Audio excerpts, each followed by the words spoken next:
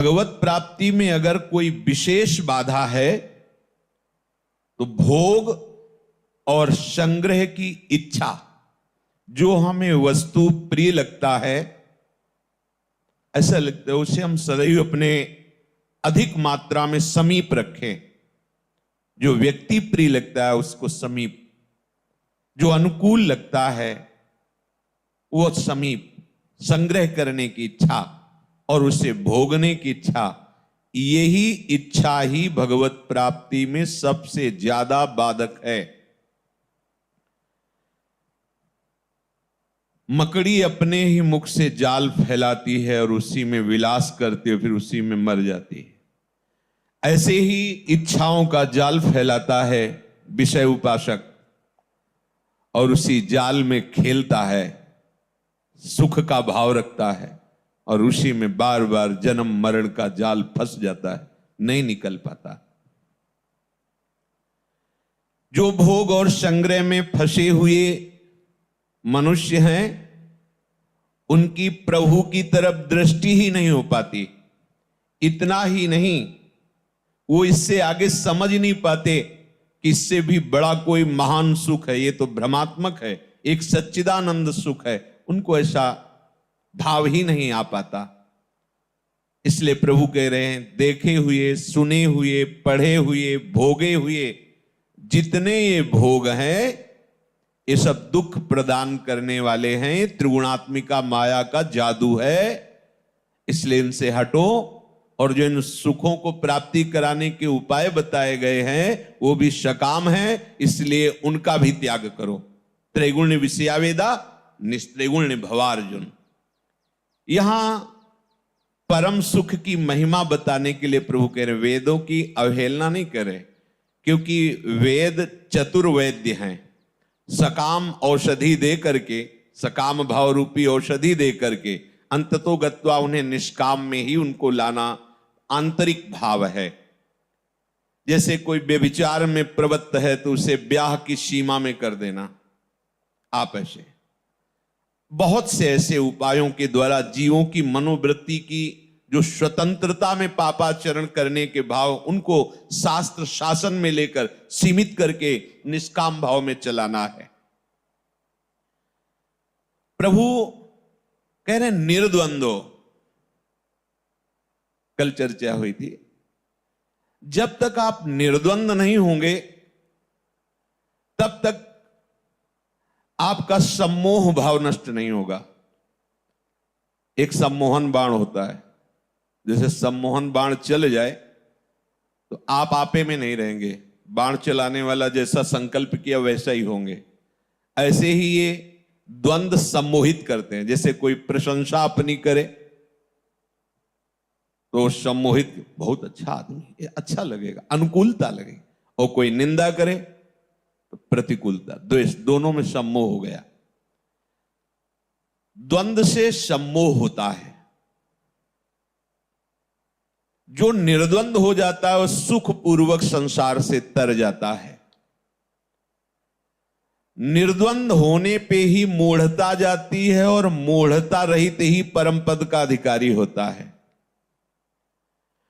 निर्द्वंद होने पर साधक कर्म करता हुआ भी कर्म से बंधता नहीं है। हमारी साधना उपासना का फल है निर्द्वंद हो जाना।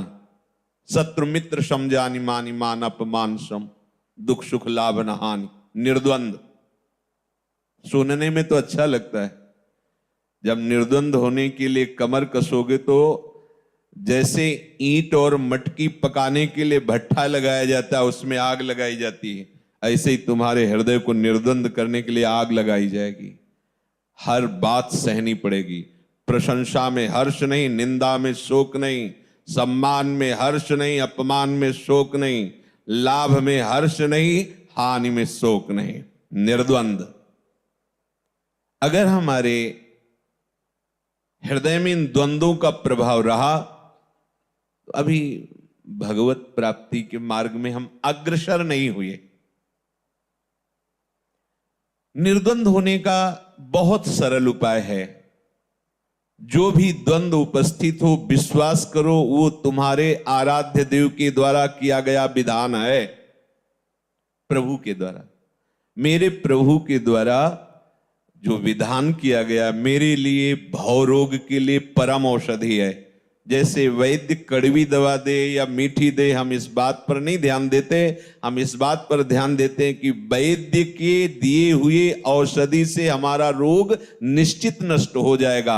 ऐसे ही सद्वैद्य प्रभु श्री कृष्णचंद्र जी के द्वारा जो अनुकूल प्रतिकूल निंदा अपमान लाभ हानि आदि का विधान किया गया है वो हमारे लिए मीठी और कड़वी औषधि है, और ये दोनों हमारे संसार राग का नाश कर देंगे। बस आप द्वंद्वों पर विजय प्राप्त कर लेंगे। अगर ये बात हृदय में नहीं रखी तो व्यक्ति दिखाई देगा, और व्यक्ति के द्वारा की हुई अनुकूलता प्रतिकूलता वो आपको फांस लेगी। कहीं आपको राग हो जाएगा तो कहीं आपको द्वेष हो जाएगा। अनुकूलता से राग हो जाता है, प्रतिकूलता से द्वेष हो जाता है। प्रभु कह रहे हैं नित्य सत्वस्था, नित्य सत्व में स्थित रहो।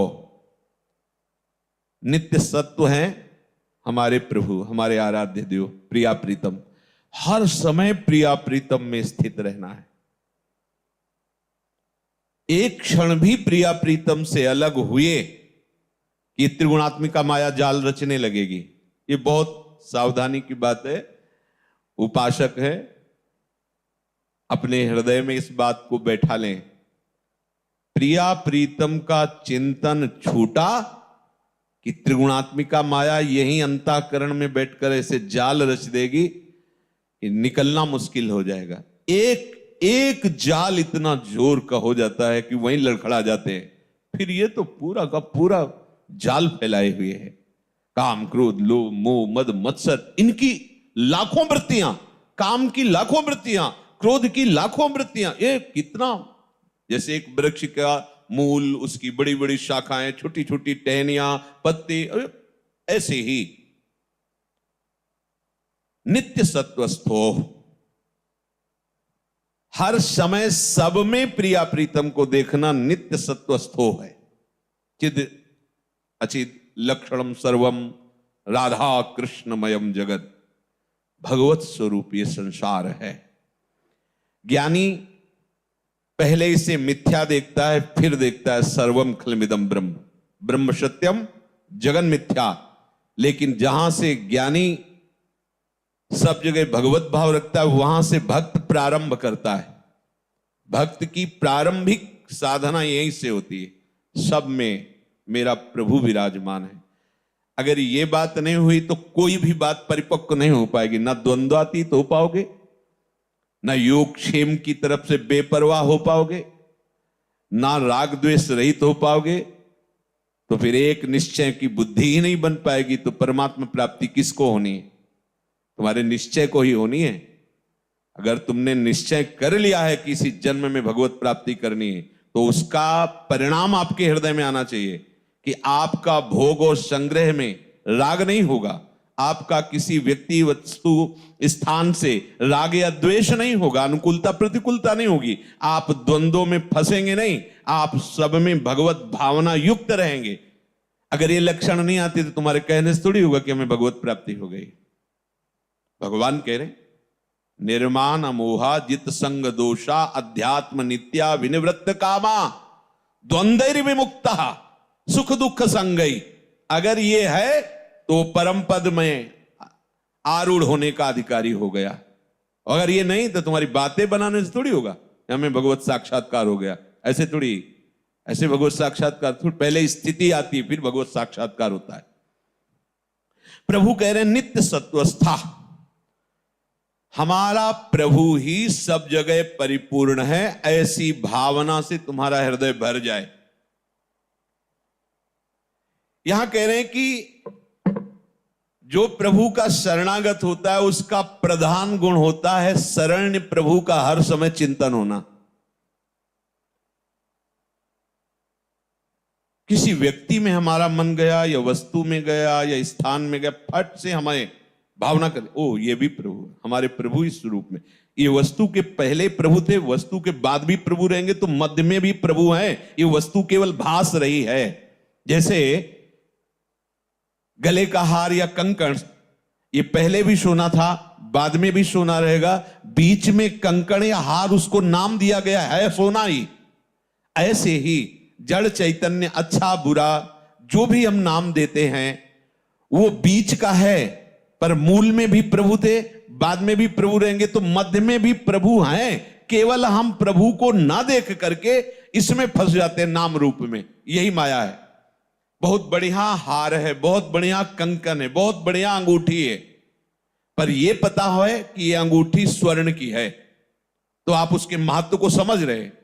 अपने लोग क्या करते हैं, प्रभु ही पहले थे, बाद में भी प्रभु ही रहेंगे, बीच में भी प्रभु ही बने हुए हैं, पर हम मूल दृष्टि न रख करके बाहरी नाम रूप की रख लेते हैं। ये पत्नी, ये पुत्र, ये शत्रु, ये मित्र, ये दुष्ट, ये महात्मा, ये उत्तम, ये अधम। ये जो हमारी मान्यता माया के द्वारा बन गई है, इसको भगवत भक्ति के द्वारा मिटाना होगा। नित्य निरंतर प्रभु का अनन्य होकर शरणागति भाव से भजन करना, यह भक्त का सर्वप्रधान लक्षण है। प्रभु का होके नित्य निरंतर प्रभु का भजन करना, यह प्रधान लक्षण भक्त का है। किसी फल के लिए प्रभु को रिझाने की जो चेष्टा की जाती वो भी भक्ति है, पर यहां वृंदावन में उस भक्ति का आदर नहीं है।